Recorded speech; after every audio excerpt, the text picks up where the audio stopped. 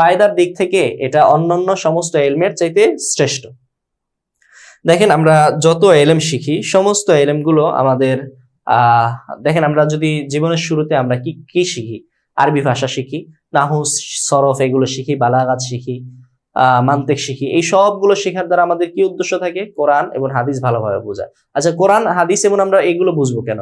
এগুলো বুঝবো হলো আমরা আল্লাহ আমাদেরকে কি নির্দেশ করেছেন, কি করতে বলেছেন, কি থেকে বাঁচতে বলেছেন, রাসূল আমাদের কি পথ দেখিয়ে গেছেন, কি করতে বলেছেন, কি থেকে বাঁচতে বলেছেন, এটা আমরা জানবো। আচ্ছা, এইগুলো আমরা জানবো, এগুলো জেনে কি করবো? আমরা আমল করব। আর ইলমুল ফিকহি হলো এই জিনিসটা, মানে আমরা কোরআন, নাহু, সরফ, বালাগাত ইত্যাদি শিখি কোরআন হাদিস বোঝার জন্য। কোরআন হাদিস আমরা যে জন্য পড়ি ওইটাই হলো ইলমুল ফিক।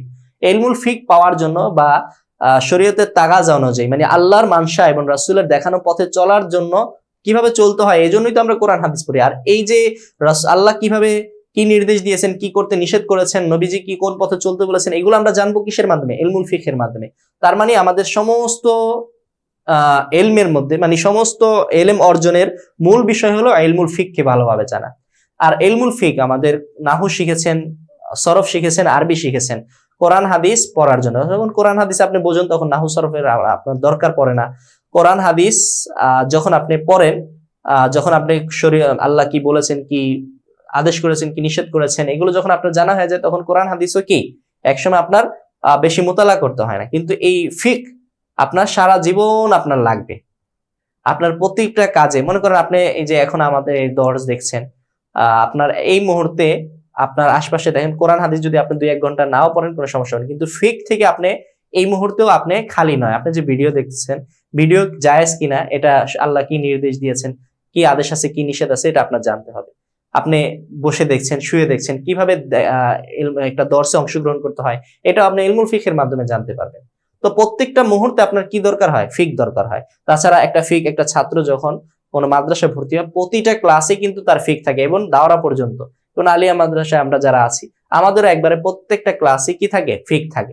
ফিকের এত গুরুত্বের কারণে আমাদের দেখেন নাহু, সরফ, কোরআন হাদিস অনেকের কি থাকে? একটা নির্দিষ্ট ক্লাস একাডেমিক পর্যন্ত সীমাবদ্ধ থাকে। একটা একাডেমিকের পরে কেউ নিজের কর্মস্থলে গিয়ে কেউ নাহু সরফের অনেকে আছে সারা জীবনে এটার দিকে ফিরে তাকানোর দরকার হয় না, বা কোরআন তরজমা অথবা হাদিসের তরজমা জানা বা হাদিসের ব্যাখ্যা বিশ্লেষণ, কোরআনের তাফসীর এগুলো জানার অনেকের পরবর্তীতে আর এগুলোর প্রতি রুজু করার প্রয়োজন হয় না। কিন্তু ফিক আপনার সব সময় লাগবে। আপনি এলাকায় গেছেন, আপনি টুপি মাথায় দিচ্ছেন, জুব্বা পরছেন, সবাই আপনাকে হুজুর মনে করবে। হুজুর মনে করে তারা তাদের মাসালা আপনার সামনে নিয়ে আসবে, অথবা আপনি পদে পদে বিভিন্ন মাসালার সম্মুখীন হবেন।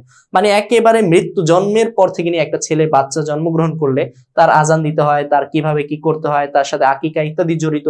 এই যে জন্মের পর থেকে মাসাইল শুরু হলো, এর আগে থেকেও বর্তমানে শুরু হয়ে যায় সিজার করা, টেস্ট টিউব ইত্যাদি। এই সমস্ত বিষয় জন্মের আগে থেকে নিয়ে মাসাইলের প্রয়োজন, ইলমুল ফিকের প্রয়োজন শুরু হয়, এবং সারা জীবন এটা চলতে থাকে, এবং মৃত্যুর পরেও কি থাকে? ইলমুল ফিকের বিষয় চলতেই থাকে, আপনার সাথে ঘটতেই থাকে। আপনি মরে গেছেন, আপনার দেহটা নিয়েও মানুষ কি ফিক অনুযায়ী ইলমুল ফিক জানার মাধ্যমে আপনার দেহটাকে আল্লাহর মর্জি এবং রাসূলের সুন্নাহ মোতাবেক আপনাকে দাফন করতে পারছে। এবং একজন ব্যক্তির ব্যক্তি জীবন থেকে নিয়ে সামাজিক জীবন, রাষ্ট্রীয় জীবন এবং আন্তর্জাতিক জীবন সমস্ত ক্ষেত্রেই কি ইলমুল ফিকের প্রয়োজন হয়। তাই আমরা যদি আমাদের দেখেন প্রত্যেকটা বছরই আমাদের ইলমুল ফিক পড়তে হয়। কওমি মাদ্রাসা যদি দেখি আমরা প্রথম বছর আমাদের তালিমুল ইসলাম পড়া, এটা ইলমুল ফিক। মিজানে আমরা দেখি বেহেশতি জিওর পরে, নাহমিরে আমাদের মালাবুদ্দা মিনহু বা ফিকুল মুয়াসসার পড়ানো হয়, হেদায়েতুন নাহুতে আমাদের রিয়াজুস নুরুল ইজা পড়ানো হয়, কাফিয়াতে আমাদের মুখতাসারুল কুদুরি পড়ানো হয়, শারহে জামিতে কানজুদ দাকায়েক পড়া হয়, শারহে বেকায়া শারহুল বেকায়া পড়ানো হয়, এরপরে জালালাইনে আমাদের হেদায়া পড়ানো হয়, মিশকাতেও হেদায়া পড়ানো হয়। দাওরার বছর আরো বেশি ফিক পড়া হয়।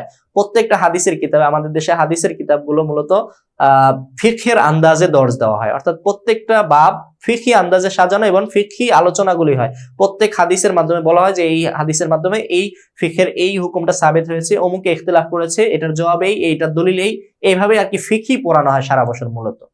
তো দেখেন দাওরা পর্যন্ত, এরপর দাওরার পর একজন ব্যক্তি তাখাসুসাত করে, তাখাসুসাতেও ফিকহির বিষয়ে কেউ ইফতা পড়ে, কেউ হাদিস পড়ে, হাদিসের মধ্যেও ফিকের অনেক প্রয়োজন হয়, তাফসির পড়ে, তাফসিরের মধ্যেও কি প্রয়োজন হয়? ফিক প্রয়োজন হয়। তার মানে ফিক এটা আপনার জীবনের এক মানে এক চূড়ান্ত বিষয়, যেটা থেকে আপনি কখনোই ছুটতে পারবেন না, যেটাকে আপনি কখনোই ছাড়তে পারবেন না, কখনো এটাকে অস্বীকার করতে পারবেন না, সারা জীবন আপনার এটা লেগে থাকে। এটা হলো একাডেমিক অবস্থা।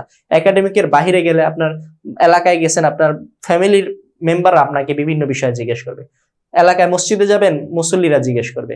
বাসে বসবেন, আপনার পাশের সিটের মানুষ আপনাকে মাসালা জিজ্ঞেস করবে। সারা জীবন আপনাকে এই মাসালার সমাধান দিয়ে যেতেই হবে। আমরা ছাত্ররা যারা পড়াশোনা করি, আমরা একটু হেলায় খেলায় আমরা সামনের বছর আরেক কিতাব আছে, সামনের বছর আরেক কিতাব আছে, এই চিন্তা করে আমরা প্রতি বছরই আমরা বছর পার করি, কিন্তু ফিকটাকে পুরোপুরি ভাবে আয়ত্ত করি না। আমরা যদি কোনো একটা বছর পুরোপুরি ভাবে ফিকটাকে অনেক গুরুত্ব দিয়ে জব্দ করে ফেলি, তাহলে পরবর্তী বছরগুলো কিন্তু আমাদের অনেক আসান হয়ে যায়। আমরা যদি এই মুখতাসরুল কুদুরিটা পড়ি, তাহলে মুখতাসরুল কুদুরির মাসালাগুলো শরহে বেকায় আছে, এর চাইতে আরেকটু উন্নত করে আরো দলিল আদিল্লা সহ, ইখতিলাফ সহ এই মাসালাগুলোই কি আবার হেদায়ায় আছে, আবার আমাদের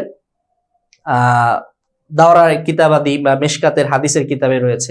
তাই আমরা আমাদের উচিত একটা ফিকহের কিতাব মুখস্থ করা, যেমনটা আমরা অনেকে দেখলাম যে মুখতাসরুল কুদুরি অনেকে মুখস্থ করে, অনেকে ছাত্রদেরকে হিফজ করিয়ে দেয়। তো মুখস্থ করা এবং সাথে সাথে এই মাসালাগুলো ভালোভাবে দিলের মধ্যে জব্দ করা, কোনো জায়গায় অস্পষ্ট না রেখে যাওয়া। যদি আমরা একটা বছর এরকম করতে পারি, সামনের বছরগুলো আমাদের জন্য আসান হয়ে যাবে ইনশাআল্লাহ। আল্লাহ তাআলা আমাদেরকে বোঝার তৌফিক দান করুক।